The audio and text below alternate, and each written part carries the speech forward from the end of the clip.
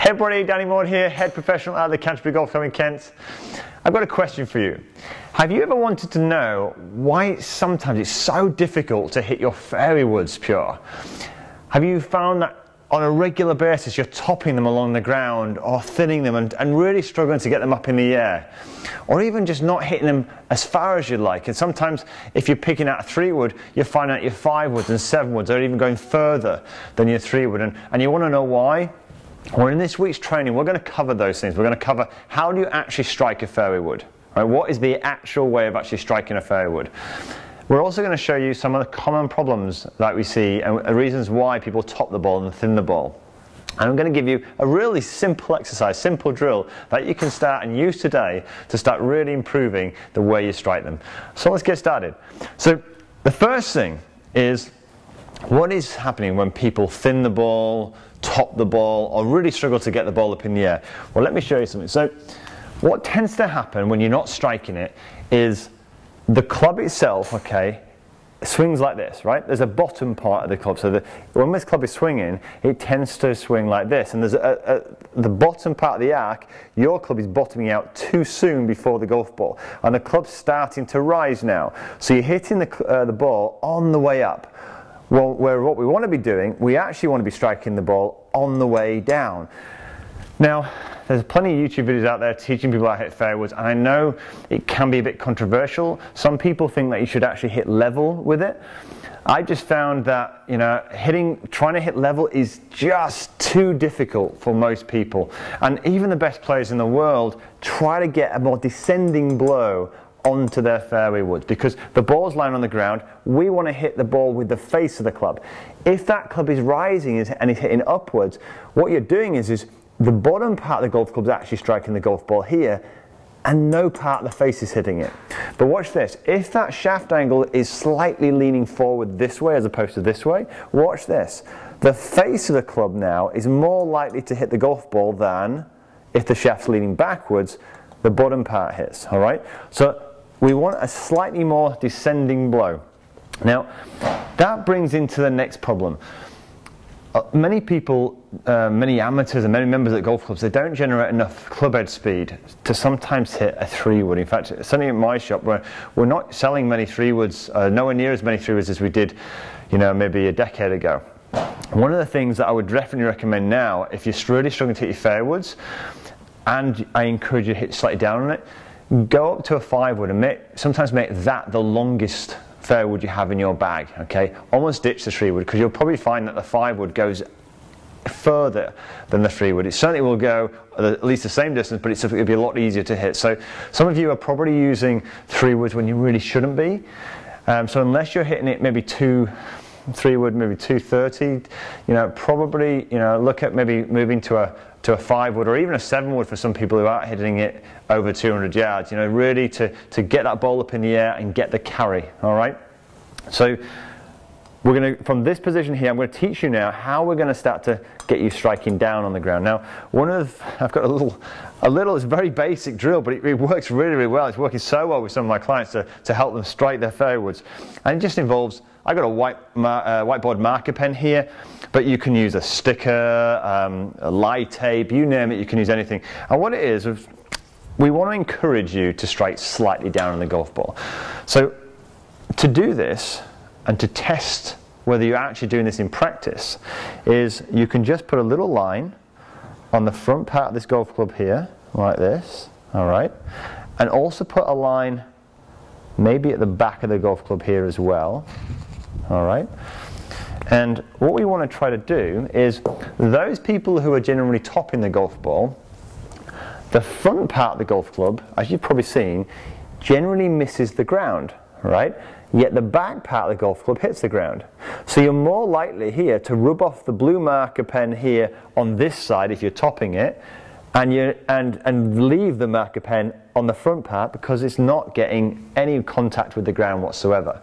So what you can do with this is you can practice, all right, just doing some swings where you get that descending blow, and we're trying to rub off the blue marker on the front part of the golf club. Now, as you can see here, it's completely gone, yet the blue marker on the back isn't. For those people who are hitting up on the golf ball too much and topping and thinning it, they hit upwards like this, and the back of the golf club is hitting the ground. And as you can see, we're starting to rub it off quite a bit there. So what we're going to do from this position is it's a real simple exercise. We're going to start to hit some shots, put some paper at the bottom here or a blue marker pen, whatever you want to do. And what we're going to do is we're going to start to practice nice and small, starting to strike downwards into the golf ball, not upwards. Down towards the golf ball, not upwards. Now some of you may ask, well, how much down do we hit? Is it like an iron shot? No, it's not. The difference between a fairway wood and an iron shot is the fairway wood, the ball position is slightly closer to the left heel. It's not as close as the driver, which would be on the left heel. It's probably 2 or 3 inches inside. So watch this. So the club is still coming down, but it's not heading upwards, all right?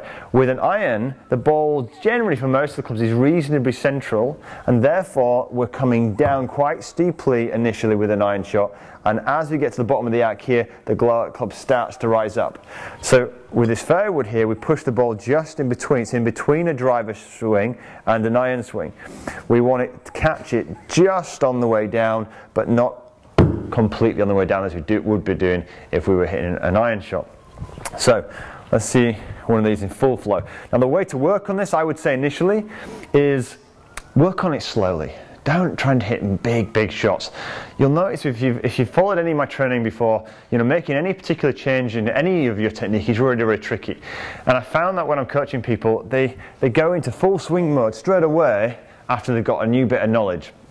And it's too difficult. It's too difficult to change something at impact at that speed. So sometimes when you go and practice this, put some blue tape on, put a bit of paper on here, and then just do some very, very gentle swings. Just seeing if you can feel the leading part of that club brushing the ground first. Also maybe just for your awareness, see if you can hit the back part of the golf club just so you can feel the difference between the two. All right? Once you've got a little bit of that going on, then what you could do is you could just almost chip your fairway. You do almost a few motions when you just do this. You're chipping down on it, all right? Almost like this motion here. Now, this is purely just to get that sensation of striking the face.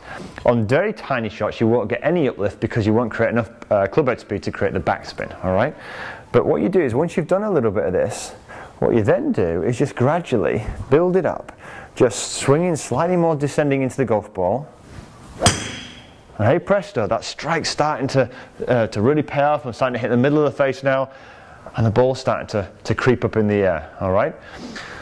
So in summary, here's what's tending to happen for golfers who thin and top the ball. They tend to hit up on the golf ball way too much, all right? Secondly, they're using usually not enough loft, these in 3 woods as opposed to maybe 5 woods and 7 woods. And the misconception that if 3 wood should go further than a 5 wood, for most people it doesn't because there's not enough loft on the 3 wood. Just to give you an idea, I'm using a 16-degree 3 wood at the moment, right? I don't use 14 and 15 degrees, all right? I've got this as a 4.5, but it's set up to 16. And because I want loft. Loft is how I get the carry, it's how I get my distance, all right?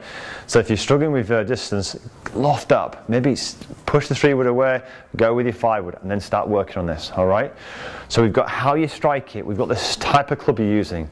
How you go about working on this? Well, we showed you. Use the marker drill, all right? Put a marker at the front of the club, start to wipe that marker off, wipe it off, get the front part of the golf club coming into the ground before the back part, all right?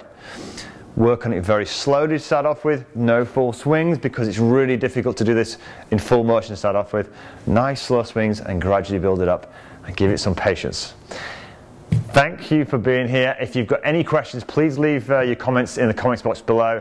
And if you know anyone who may be struggling with their fairways who could really benefit from this, please do share. All right, until next time, have a great golfing week. Thanks so much for watching, and there's 2 things you can do right now for me. If you're enjoying these videos, you're enjoying the training, subscribe to the channel, really appreciate it. And if you want some tips and tricks that I don't share on this channel, head over to my website right here, and I shall see you on the other side.